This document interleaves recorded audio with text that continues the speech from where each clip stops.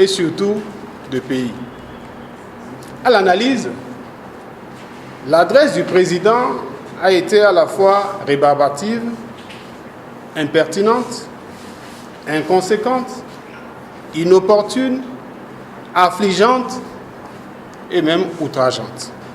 En effet, le président de la République a articulé son discours autour de la réforme du système partisan qui, pour lui, aura toujours été un prétexte facile et farfelu pour malhonnêtement se défaire de toute l'opposition et mettre crânement le grappin sur le Bénin, son économie, sa classe politique et sa démocratie.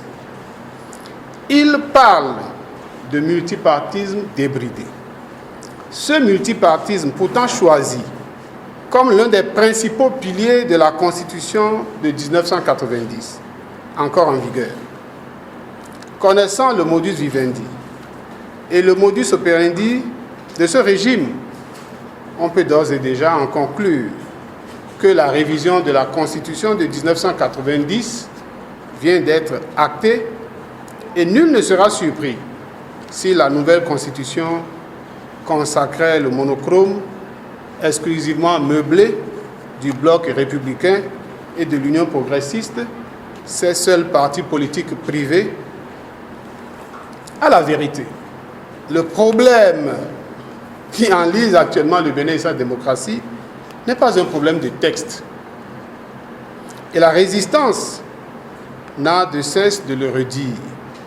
Elle ne s'est jamais opposée à un texte et ne s'est jamais non plus méprise à se conformer à un texte.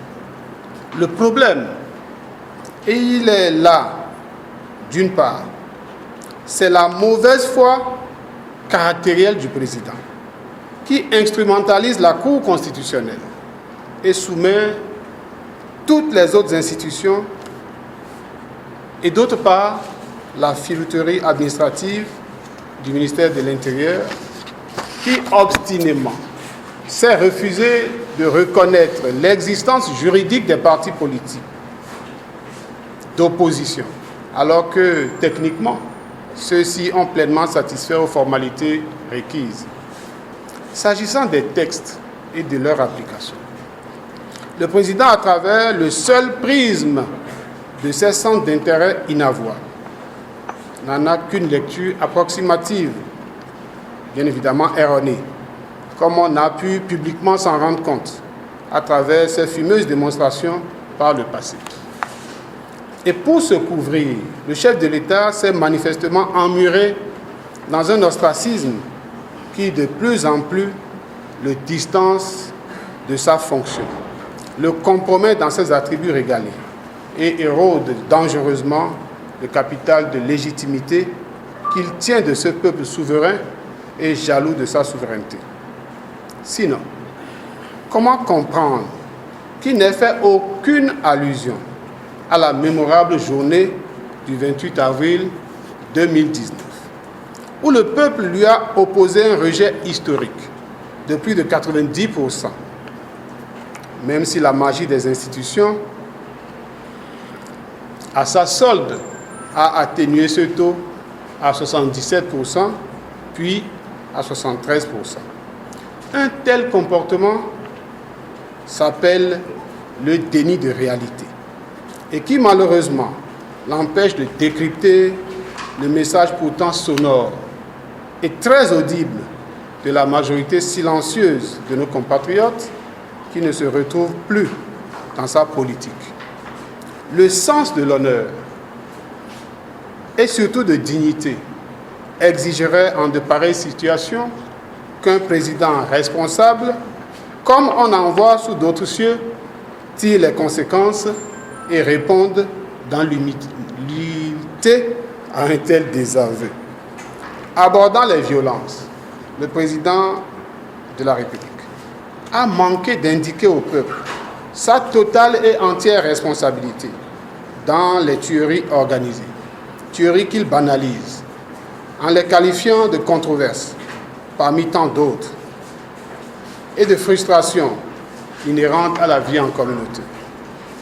Et ce serait aller au-delà de son cynisme, pour situer ailleurs les responsabilités.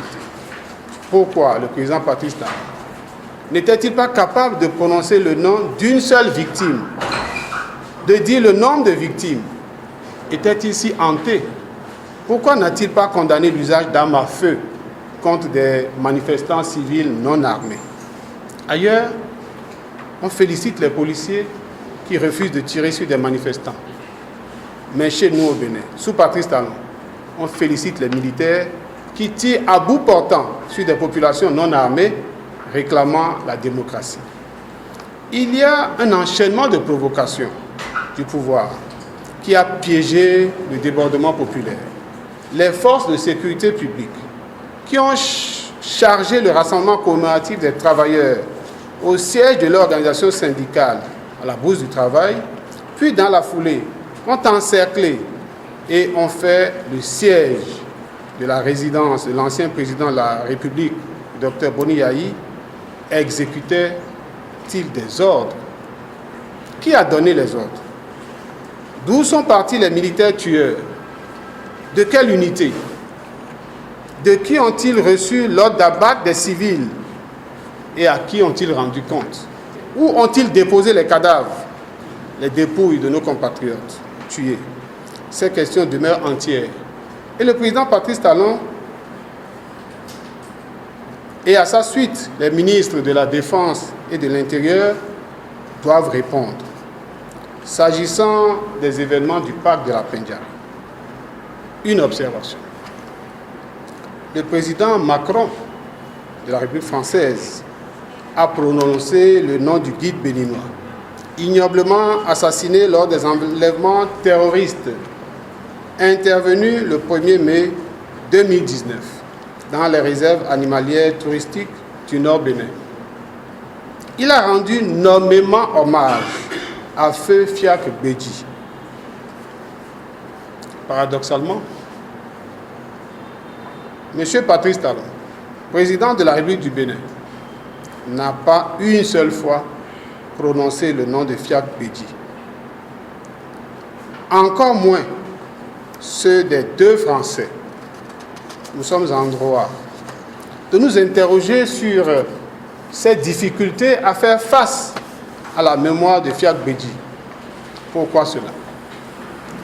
Parce que des interrogations existent sur les implications sécuritaires pour cette zone sensible du dessaisissement des forces armées béninoises, notamment de la composante eau et forêt, au profit d'une ONG étrangère, en son temps courageusement dénoncée par le capitaine Tréco, aujourd'hui radié des effectifs des eaux et forêts. L'auteur de ce dessaisissement, à la limite irresponsable, est M. Patrice Talon. Il ne devrait pas ignorer le caractère précaire de la sécurité transfrontalière à l'heure où, de part et d'autre, le terrorisme sévit et les alertes sont données. Comment comprendre par ailleurs, si ce n'est du cynisme, que le président ait curieusement fait un blackout total sur les tortures physiques et morales infligées à l'ancien président Boni Yayi depuis près d'un mois, en lui interdisant tout contact avec l'extérieur, y compris son médecin, son avocat et les membres de sa famille, alors que notre arsenal juridique n'a pas prévu une assignation à résidence surveillée. Encore que dans le cas d'espèce, il n'y a, à notre connaissance, aucune procédure judiciaire contre l'ancien président. À quoi répondrait donc cette souffrance et cette humiliation imposée à une importante personnalité de notre pays? Nous sommes donc en présence d'une séquestration pure et simple. Au même moment, le ministre de la Justice nie les faits ou manque de courage pour les assumer et justifie la présence des forces d'occupation par une prétendue mesure de sécurité. Que dit-on de nos concitoyens envoyés en exil, des jeunes activistes enlevés en pleine circulation, ou à leur domicile dans la nuit profonde pour aller grossir les rangs des détenus politiques. Voilà celui qui parle de la paix et invite à un dialogue, dit-il, franc et direct avec la classe politique. Comment discuter avec un homme qui n'écoute personne, personne d'autre que lui-même, en se jouant de l'institution qu'il incarne, la classe politique, les leaders religieux, la société civile, la CEDEAO, l'Union africaine, l'Organisation internationale de la francophonie, la communauté internationale en général, la communauté scientifique mondiale et même bon Dieu, en se prenant pour omniscient et omnipotent. La paix de la terreur et l'enfer des terrorisés en pleurs sont inconciliables. Il est une sottise que l'arrogance du terreur proclame la paix avec les couteaux entre les dents et les armes létales au poing, pendant que les terrorisés sont exclus, bâillonnés et ligotés dans le dos. De quelle paix parle-t-on? En tout cas, il n'y a pas de dialogue et de paix sans vérité et justice.